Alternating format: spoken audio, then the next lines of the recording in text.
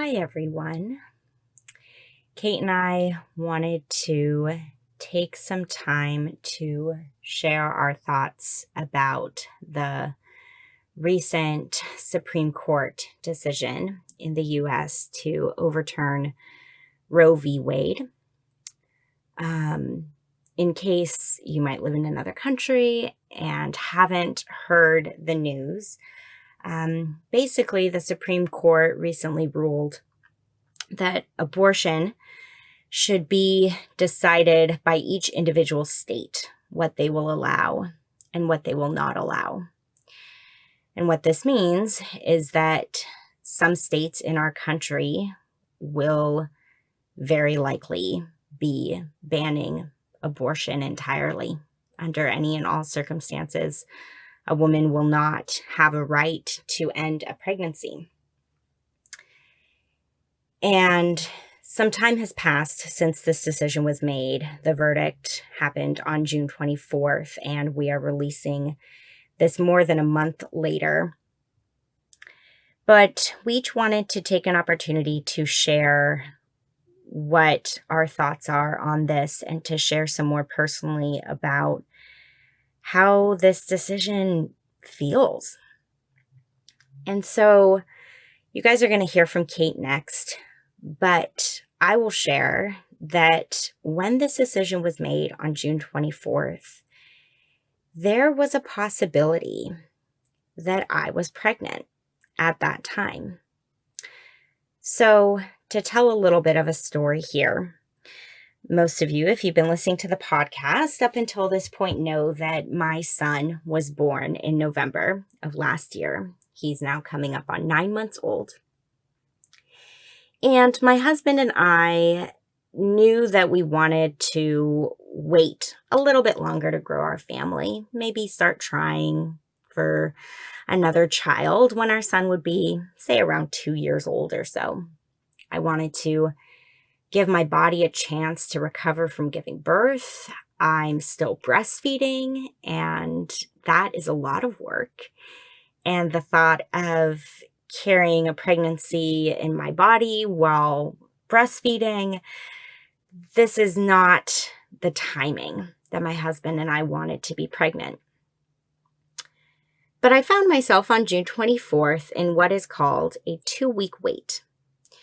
This is a term that's very familiar to people who are trying to conceive. But basically what that means is that when you have sex that is, we could say unprotected or however you want to put it, but when you actually conceive, when conception occurs, you typically have to wait at least 2 weeks to get a positive pregnancy test.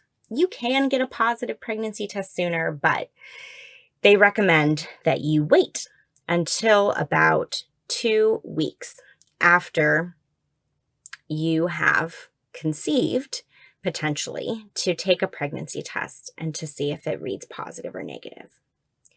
So what happened with me and my husband is that I have been on birth control since our son was born, since about 6 weeks after he was born. I've been taking a birth control pill, a progesterone-only birth control pill, because I'm breastfeeding. And it just so happened that one day we were intimate, we had sex, and later that evening I was supposed to take my pill, and I completely forgot. This is the first time I'd forgotten since my son had been born. I take it pretty regularly. But it just so happened that I forgot that night. And the next day, I did what you're supposed to do. I took 2 at the same time. And then a couple days later, I felt a sensation in my body as if I was ovulating. Not all women feel themselves ovulate, but some do. And I typically feel in my body when I'm ovulating. And I felt that for the first time since my son was born. And I realized that because I had missed my pill a couple days before, there was a chance I could be pregnant.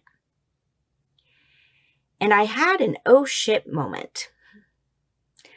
Because as I told you just a moment ago, we weren't planning on this. This isn't what we were wanting. Not right now. Not this soon. And could it really happen just because of one missed birth control pill that I could be pregnant? One simple mistake. And so I was in the process of waiting to get to the point where I could take a pregnancy test and potentially have it read positive when this decision was made by the Supreme Court.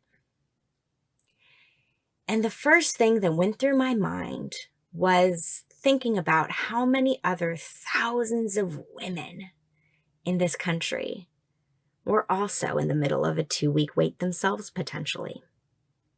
Who knows what their circumstances were? Again, mine was a missed birth control pill.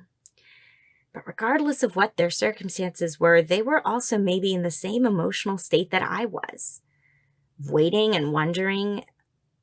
And now, because of this decision, being filled with so much fear and uncertainty about what if they take a pregnancy test and it says positive, and they have no choice but to carry this baby in their bodies. And for me, abortion never crossed my mind. But I want to be really clear about why, as I was in the middle of my 2-week wait. And it didn't cross my mind because I have privilege. Plain and simple. I have a lot of privilege. I have privilege because of my race as a white woman. I have privilege because I'm able-bodied.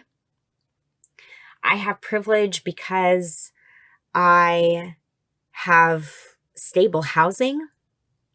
I have a supportive, engaged partner. I have family and friends who live close by. My mom watches my son for us 2 days a week, so we don't have to pay for childcare. I have a job where I sit in a chair and I talk to people all day. So I don't have a job where if I am pregnant, it significantly alters what I can and can't do at my place of employment, and where I might need accommodations because of being pregnant.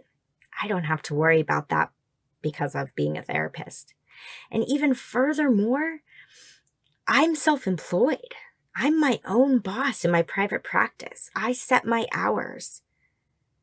I have so much privilege for so many reasons. And it was because of all of that that I knew that even if we were pregnant, I would choose to carry this baby to term. And that we could do it, so to speak. We could do it. We would be able to afford the cost of diapers for this baby in addition to our son that we already have. We would be able to find room in our house. We could do it.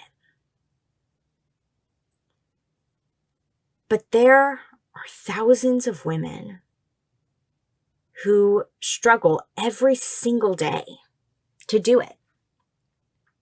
They struggle with the children they already have, and the thought of adding to their family would be a huge burden. They may struggle even without having children to just get by.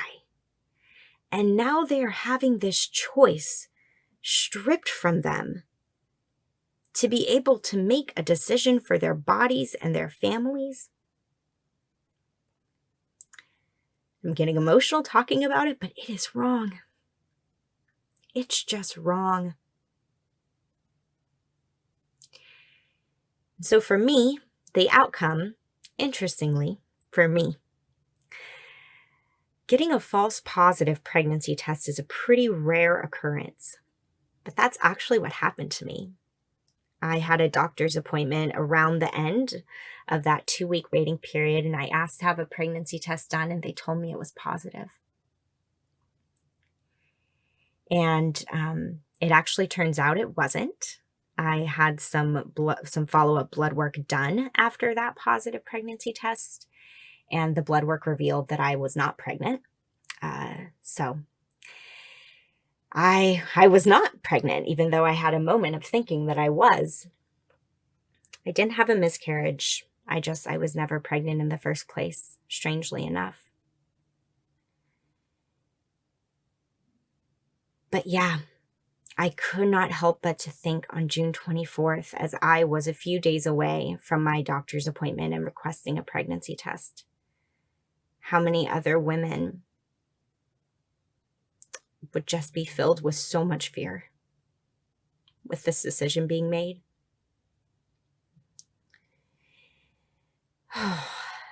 So it's tough to talk about, but it's needed to talk about it. And not just talk about it, but take action about it. And so we are going to be posting in the Facebook group some resources if you're wanting to donate money in any amount that you are able to organizations who are doing good work to fight for women's right to choose what is best for their bodies and their families. We're going to post some resources for how you can get involved if you want to fight back against this decision. Okay, Kate's going to now speak. I'm going to turn it over to her. We're recording these segments, you could say, separately, but we're going to do her segment next. And I just want to say that we really appreciate you all listening to us share about this topic. And we appreciate anything that you are able to do to fight this fight for women's rights, because that's what's being taken away. Hey everyone. So, I will admit that I'm getting to this announcement or response. That's more accurate. I'm getting around to recording my response to this quite a bit later than I'd hoped. And a part of that is that my life has been stupid busy, but a good part of that is just because what the fuck do you even say here? Which I'm sure sounds a little weird coming from a therapist, because I have been having to find things to say about this since it happened, because as I'm sure many of you can imagine, this has been hitting a lot of my clients hard. But it's been hitting me hard too, and it's such a weird place to be, I will say, as a therapist, to be trying to help guide and support people through something you don't know how the fuck to get through. I mean, we've been doing that the whole pandemic, so you'd think I'd be used to it by now, but this is just a lot. As many, maybe all of you know by now, I got an abortion when I was 17. And that was absolutely one of, if not the hardest decision I've ever made in my life, was to abort that pregnancy. And it's a decision that felt a whole lot more complicated once I found out that I am sterile. My worst fear in the whole wide world had always been that that pregnancy was my only chance to carry a child, and that I was throwing it away. I wouldn't say I was throwing away a chance. That's not the wording I would use, but it was my only chance. And so there was a whole lot of mourning for me when I realized that that was my only time I was ever going to get to experience being pregnant. And grant you, it was not for a very long time that I was having that experience. That all said, I wouldn't take it back. I would want to. So much of me would want to. If I had known back then, I would want to keep that pregnancy. But the truth of the matter is, no matter what would or wouldn't be true about my future, that was the right decision that I made then. I did not have financial resources. I didn't have much in the way of community resources. I know my mom would have helped me and my partner would have done his best, but also I was just in a really bad place with my own mental health at 17. I was self-harming very regularly. I was still having very regular suicidal ideation. I would not have been a good mom. That would have hurt that child, not physically, I believe, but mentally and emotionally, unintentionally. But I wouldn't have given them the best go at life because of where I was and what resources I did and didn't have. I can't imagine what my life would be if I hadn't had that choice. It was a hard choice, and it was a sad choice, and it was the right choice for me and ultimately for the child that wasn't. Because if that child was, it would have been not good.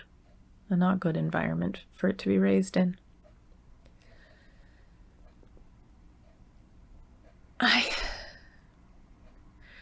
I just get so overwhelmed when I spend too much time in the space of thinking about this because, for one, I get angry. Sweet Mother of all that's holy, I get angry because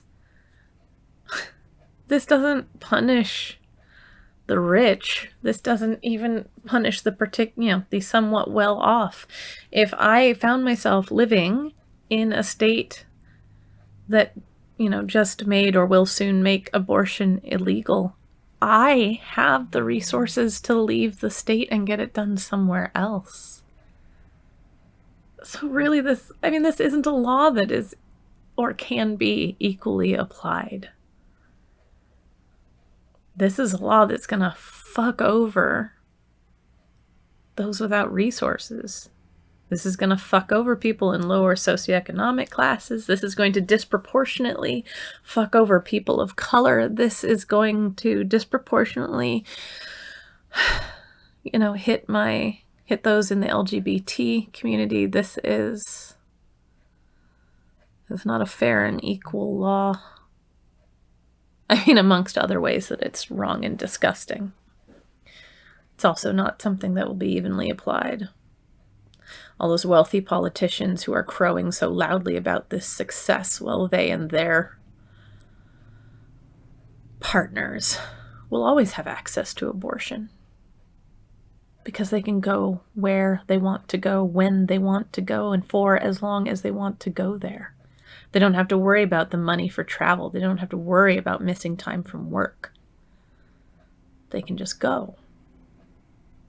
And so it makes me angry. It makes me ashamed. I know that I did not choose the nation of my birth, but I find it an embarrassment these days to be an American in many ways. Because what the fuck? It makes me really, really, really frightened. The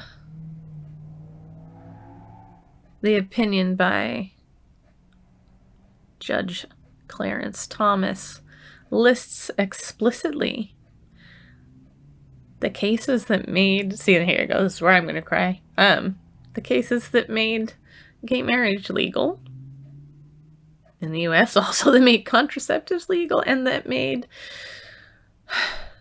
not heterosexual intercourse legal. Sodomy laws, etc. And it feels very much like they are coming for me and mine, me and my communities, if they don't overturn gay marriage in the Supreme Court within the next 12 months. I will be shocked. I will be shocked.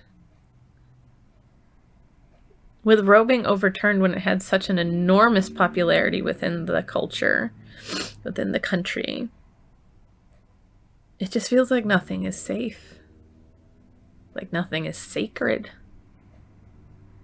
I mean, to be told in no uncertain terms that I have fewer rights over my body and what happens to it than a corpse has. You can't even harvest organs from a dead person to save someone else's life without their consent. But now the government has stepped in and said that they can force women to house another creature inside of them just to keep that thing alive, no matter the cost to them. Right? Fewer rights than a fucking corpse. And there we're back to anger, right? So I think anger, fear, sadness, and shame are probably my biggest emotions with this. Sadness, compassion, empathy. I know Michelle talked about it, and we'll make sure that resources are posted for those who want to contribute. I also want to say, if you live somewhere that abortion just became illegal and you need help, reach out to us. Okay? Message us on Facebook, send us an email, but reach out to us and we'll do what we can to help you and make sure that you get the medical treatment that you need, the medical, the health care. There you go. That you get the health care that you need. Yeah, I'm sure Michelle will agree. We are here for you. And I know Michelle would also agree when I say we know we're privileged and we are all for using that privilege for those who are less privileged. So please, please reach out to us if there's any chance we can be of help to you. And if you're not someone who needs help, think about ways that you can give help. Because there are a lot of them about right now. So whether that's donating time, donating money, donating supplies or effort, there are ways that you can take action if you want to, if you're able to. But no matter who you are or where you are, whoever's listening, I don't know, I just want to say that we're here with you. We see you. And we're sad with you. I'm sad with you. So, yeah, I don't know. I guess there doesn't feel like there's a really clean, clear, obvious way to end this one. So I'll just say, you guys, this is in my heart really heavy right now. So I know we needed to speak up about it. And again, reach out to us if you need to. Thanks so much, everyone. And sorry that it's an occasion like this bringing us out to talk tonight.